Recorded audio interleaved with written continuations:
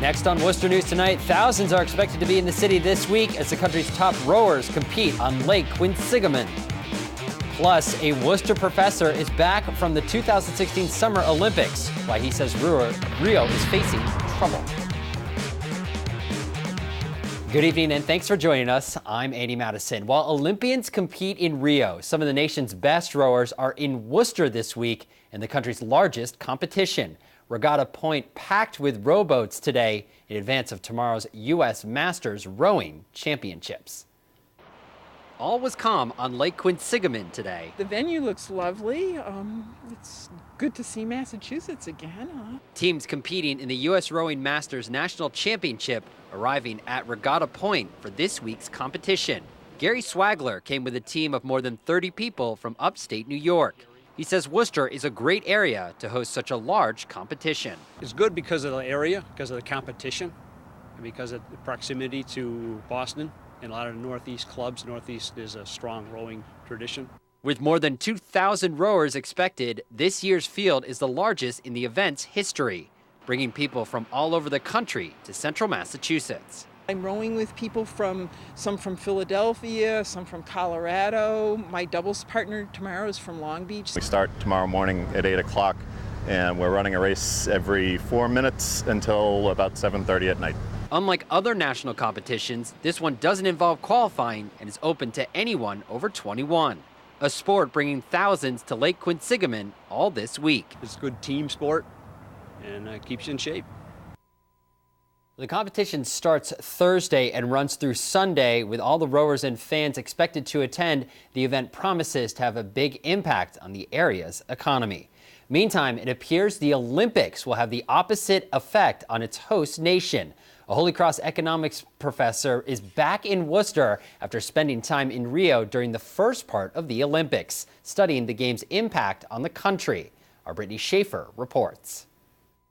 They're certainly throwing a great party. The real question is, it was worth the $13 billion they spent on it? The 2016 Summer Olympics has become a financial hardship for Rio. Since winning the bid 7 years ago, a lot has changed with Brazil. What has happened is things have not turned out as well for the Brazilians and their economy and their political system. Holy Cross economic professor Victor Matheson says Brazil originally budgeted $3 billion for the Games. Today, the cost has reached more than $13 billion. The Games, both here and for the World Cup, came in far more expensive than they thought they were going to be.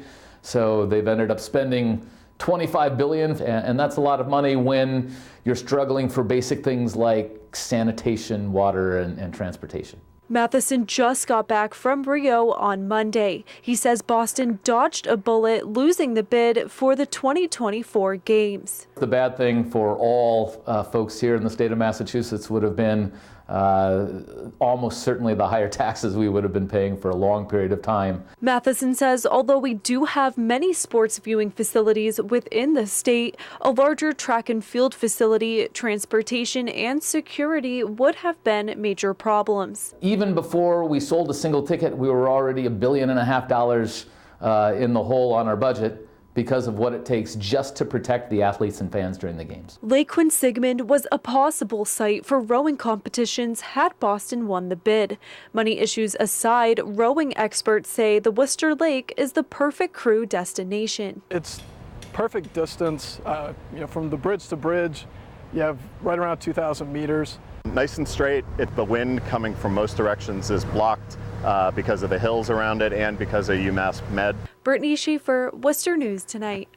Investigators continue to receive hundreds of tips about the death of Vanessa Marcotte. The 27-year-old woman was killed while jogging near her mother's house in Princeton. State police say they've received more than 600 tips in the case. Marcotte was killed more than a week ago when she left home to go for a jog on a Sunday afternoon. Her body was found in the woods off Brook Station Road, where her family lives. Police want to know if anyone saw a car parked or driving along that road between 1 and 3 p.m. Anyone with any information is urged to call the tip line. That number is 508-453-7589. A car being raffled off to raise money for a fallen Auburn police officer's family made an appearance at a classic car spot on Wednesday. This 2016 Ford Mustang stopped at the Compass Tavern for its weekly cruise night.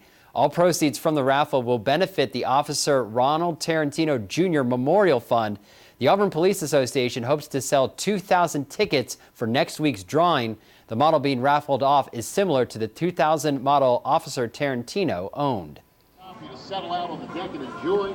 Check out some. Ron was a Mustang enthusiast and car enthusiast, so we got this Mustang in memory of him to raffle off to raise money for the family. Tickets are $50 each. The winner will be announced next Friday, August 26th at the Auburn Elks. The Police Association says there are less than 300 tickets left. One of 3 men serving life in prison for killing a Worcester man more than 20 years ago will get a new trial. 2 years ago, John Fredette was found guilty in the killing of Kevin Harkins in 1994. Fredette and 2 others allegedly shot the SUNY's pub bartender after he failed to fabricate testimony in a cocaine trafficking case Fredette was facing. The Worcester County District Attorney's Office says the judge who presided over the 2014 trial granted him a new one, saying he did not get a fair trial because of mistakes made by his defense team. A man wanted in a 2015 shooting in Worcester faced a judge today. Juan Rojina was arrested yesterday in Clinton by Worcester Police, Clinton Police, and U.S. Marshals. Rojina is charged in the fatal shooting of a 15-year-old at a Worcester hotel in 2015.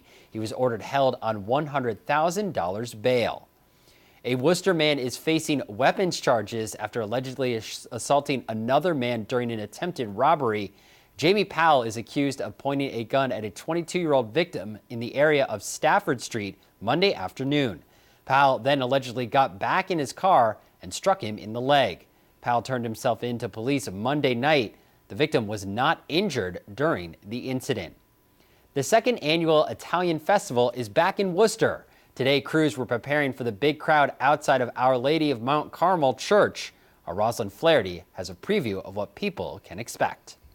A big tent with flags flying high is a sure sign the Italian Festival is returning to Worcester. It's going to be a great time bringing the Italian community together along with the city of Worcester. The second annual Italian Festival begins Thursday next to Our Lady of Mount Carmel Church with food, games, and entertainment. This is the second festival to take place after a 20-year absence. Committee chairperson Janelle Garofoli says the festival was missed and they wanted to bring it back. For me and a lot of the other members, we were just, missed out on what we grew up with, and to give our next generation that experience.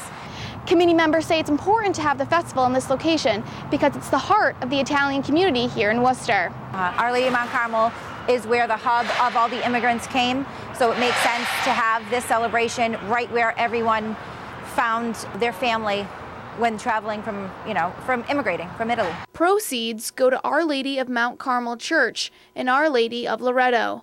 Our Lady of Mount Carmel Church closed this spring due to safety concerns.